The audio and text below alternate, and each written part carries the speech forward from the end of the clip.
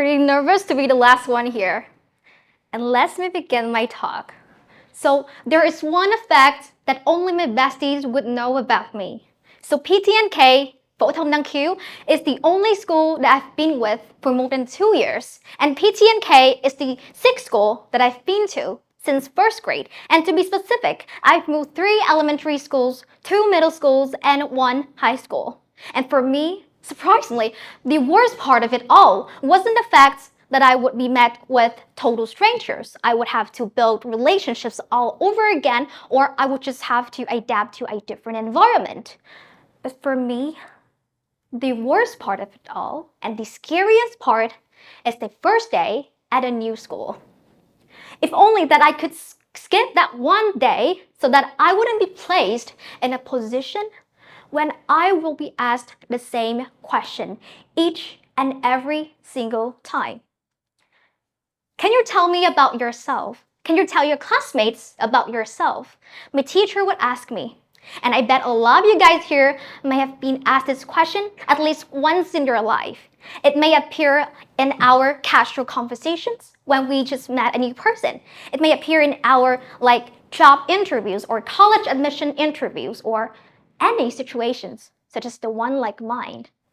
And the answer to this question actually provides the other people a glimpse into our identity, which is really important. And you know what? And for the longest time, I was struggling to find that answer to the question, can you tell me about yourself? And as you may have expected, we often define identity as an individual's traits or qualities that highlights one's uniqueness. But for today, I just want you all to just let go of that definition because I'm here to tell you that I would simply refer to identities as stories. So according to a Dutch philosopher, his name is Simon Gusman, he says that to be someone is to have a story. Let me explain. To have a story is to have past experiences, to have character traits, to have goals and aspirations. And it's not just that we desire this for ourselves on an individual level. It is more of a collective issue. In our social interactions, we continuously fall back on what it feels like, this mandatory act of self-identification through storytelling. Like when a person wants to know us, they ask us, can you tell me about yourself? They want to know our stories, and we would do the same thing if we want to know about them. And with a coherent story, it implies that you know yourself well enough that you feel comfortable with others' presence to let them know about you. And without a coherent story, we risk significant social consequences. Without a coherent story, we don't know who we are and we're being vague about our identities. And it's gonna be super hard for other people to connect with you. And for the longest time, I was struggling a lot to find the answer to the questions, can you tell me about yourself? And now I am more excited to take you on my self-discovery journey to see how I found my answer. And hopefully, if you're struggling with the same thing, I hope that you would find yours as well. So here's the thing. I've always thought of an identity as being fixed and constant. So it has to be a unique selling point of me that sets me apart from others. It has to be a story of me that whenever people think of me, they think of my story. And with that in mind, I felt this great pressure to find that one identity that I'm gonna keep for the rest of my life.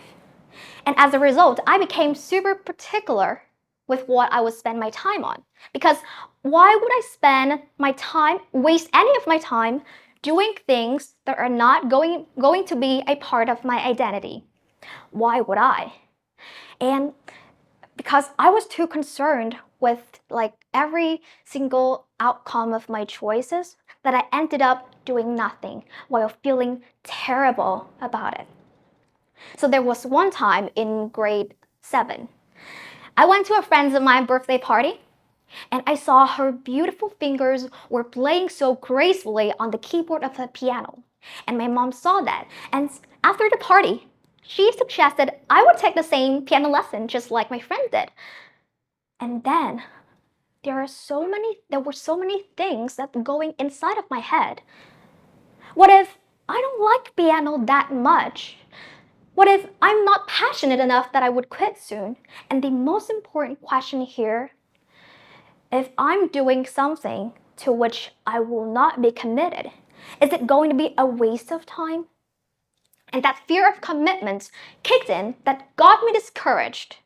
And that fear of commitment that got me trapped in this ongoing cycle of procrastination. And years after years, through a lot of self-reflection, I came to realize the root cause of such behaviors of mine was due to what I would call a fixed mindset.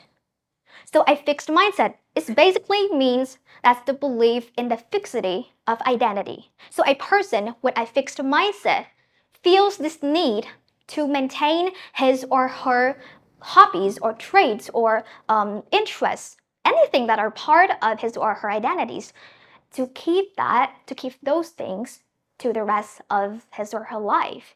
And because of that, not only are the people with this mindset prone to a fear of commitment, but they are also those that are resistant to changes. Let me explain. So some people with a fixed mindset, they think that they may have found what they would call their constant identity. They refuse to change. They refuse to explore themselves further, thinking that they have known themselves well enough. Is it true? It is yet to be certain whether that identity would suit them the best. Because we can imagine our life as a book. So finding an identity at any specific moment in time is like writing that one page or one story of your book, your life. And because the people with a fixed mindset feel this pressure to maintain their identities, that they have missed out on so many other stories of their books yet to be crafted. And this inability to change will result in stagnation. And you know what? Stagnation inhibits growth. Stagnation is not a healthy flowing river. It's a small, idle, and stall pond. And what I'm telling you is that it is our fixed mindset for people like me and you that we're trapped in this ongoing and repetitive cycle of procrastinations and stagnations, leading to our identity crisis. So back when I was having this problem, I came across a very intriguing idea from a Greek philosopher. His name is Heraclitus. He says that change is the only constant in life. Wow. And I think that you may have heard this quote quite a lot, but I cannot stress the importance of it enough. It basically means that change is the natural and inevitable part of life. Because why? Why? Because every single thing in this entire universe is in a constant state of motions and transformations. And even the most seemingly stable systems are undergoing changes. And the natural world has provided us with a lot of examples, from the shifting the earth plates that cause volcanic eruptions to the transformations of a small caterpillar to become beautiful butterflies. And as human beings, we're all experiencing changes, whether we like it or not. And another viewpoint from a British philosopher, his name is Derek Parfit.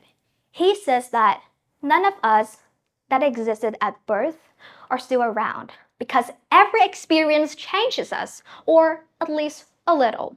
And as long as enough of elements of us persist, we see ourselves as relevantly the same, but it is just an illusion. Change is a natural part of life. So basically, that you can see that we cannot really stop changes. It's going to be like stop the earth from turning. And the irony here is that we're all having an identity crisis, all because that we're trying to fix something that is constantly moving, our identities. And that moment of realization really changed my life. And I became less overly obsessed with the result of my actions, that I started trying instead of doubting. It was when that I officially embarked on my ongoing self-discovery journey to write my stories, not story.